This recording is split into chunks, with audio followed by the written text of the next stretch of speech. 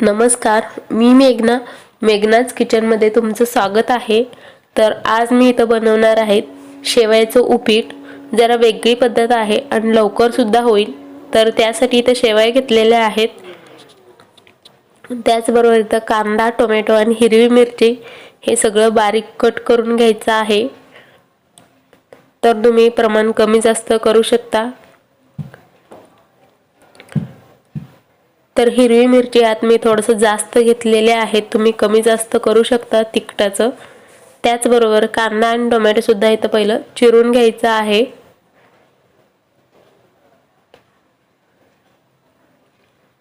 तर आज आपण शेवयाचं उपीट आहे जरा वेगळ्या पद्धतीने करणार आहोत। तर त्यासाठी इथं पहिलं गॅसवर एक कढई ठेवून दिलेला आहे। त्यानंतर आपल्याला पहिलं हे शेवया आहेत तो पहिलं भाजून घ्यायचा आहे। तर सगळं शेवया आहेत तो मी इथं कढईमध्ये घालून घेतलेला आहे। थोडंसं साधारण 1 चमचा ह्याच्यामध्ये तेल घालायचं आहे। तर तेल आहे तो मी इथं पहिलं तळून घेतलेला तेल आहे। तर गॅस इथं मोठं ठेवायचं आणि त्यानंतर साधारण 4 ते 5 मिनिटं आपल्याला ह्याला शेवया भाजून घेण्यासाठी लागतात।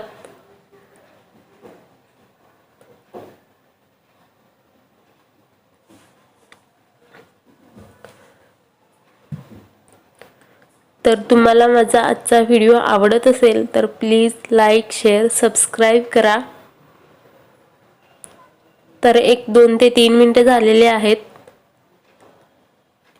शेवयाचा कलर तुम्ही बघू शकता, थोडंसं असं लालसर इथं झालेले आहेत, म्हणजे आपले शेवया आहेत तो भाजून तयार झालेले आहेत।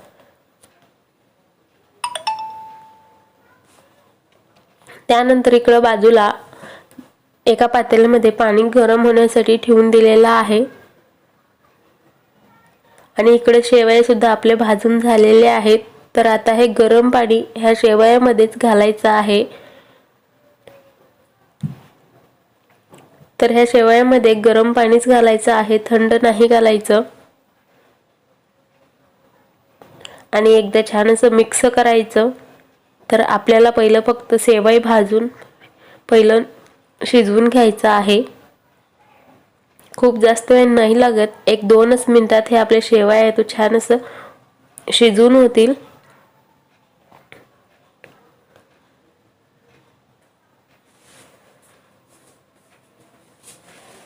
तर हे शेवया आपल्या इथं शिजवून झालेले आहेत। आता गॅस बंद करायचा आणि ह्याच्यामधलं पाणी आपल्याला काढून घ्यायचं आहे। तर एका गाळणीमध्ये मी हे असं ठेवून दिलेलं आहे। त्यानंतर आपल्याला आता फोडणी द्यायचं आहे। तर त्यासाठी थोडंसं इथं शेंगदाणे आहेत तो असं त्याची फोडी मी इथं करून घेत आहे। तुम्ही कच्चे शेंगदाणे तेलात परतवून घेतलात तरीही चालेल।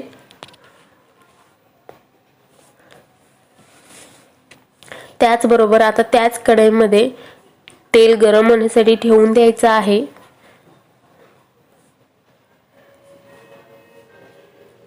तर तेल आहे तर गरम झाल्यावर मी इथं याच्यामध्ये थोडंसं जिरा आणि थोडंसं मोहरी घालून घ्यायचं आहे। त्याचबरोबर आपण सगळे चिरून घेतलेले हिरवी मिरची वगैरे याच्यामध्ये घालायचं आहे। तर गॅस इथं मोठा किंवा मध्यमच ठेवायचा आहे। तर हिरवी मिरची घातलेला आहे, त्याचबरोबर इथं कांदा सुद्धा घालून घ्यायचा आहे आणि एकदा छान असं परतवून घ्यायचं आहे। त्याचबरोबर आपण जे शेंगदाण्याची फोडी करून घेतलेलं होतं तर ते सुद्धा याच्यामध्ये घातलेलं आहे। 1 मिनिट याला परतवून घेणार आहे। तर ह्याला तेल सुद्धा खूप जास्त न लागता थोडंसं आपण घातलेलं आहे। तर तुम्ही सुद्धा असं सकाळच्या नाश्त्याला शेवयाचं उपीट बनवू शकता। तर आता हे सगळं 1 मिनिट मी परतवून घेतलं आणि त्यानंतर ह्याच्यामध्ये आपण बारीक चिरून घेतलेला टोमॅटो सुद्धा घालून 1 मिनिट परतवून घ्यायचं आहे।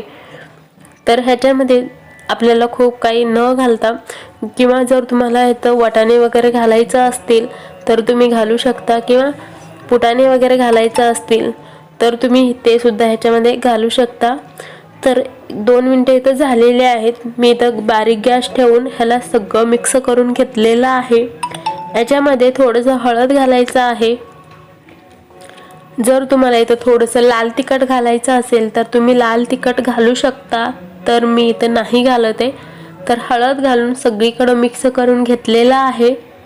त्यानंतर आपण जे पाणी नितळण्यासाठी ठेवून दिलेलं होतं शेवया, तर ते सुद्धा आता ह्याच्यामध्ये घालायचं आहे. तर अशा पद्धतीनं तुम्ही सुद्धा घरच्या घरी सकाळच्या नाश्त्याला असं झटपट होणार शेवयाचं उपीट बनवू शकता.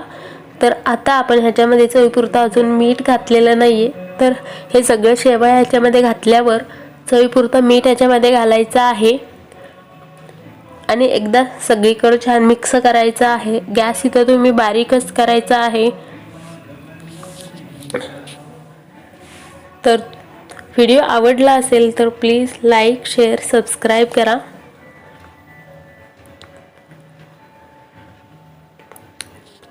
तर ह्याच्यामध्ये मी इथं हिरवी मिरची जास्त घातल्यामुळे हे छान असं झणझणीत हे शेवयाचं उपीट तयार झालेलं आहे. आणि तुम्ही बघू शकता मी सगळीकडे छान असं मिक्स करून घेतलेलं आहे. तर ह्याच्यावरती तुम्ही आणखीन थोडंसं फरसाण किंवा शेव सुद्धा घालून हे खाऊ शकता. खूप छान लागतं आणि दिसायला तर खूपच छान दिसत आहेत. तर पुन्हा भेटूया पुढच्या व्हिडिओमध्ये. तोपर्यंत बाय बाय.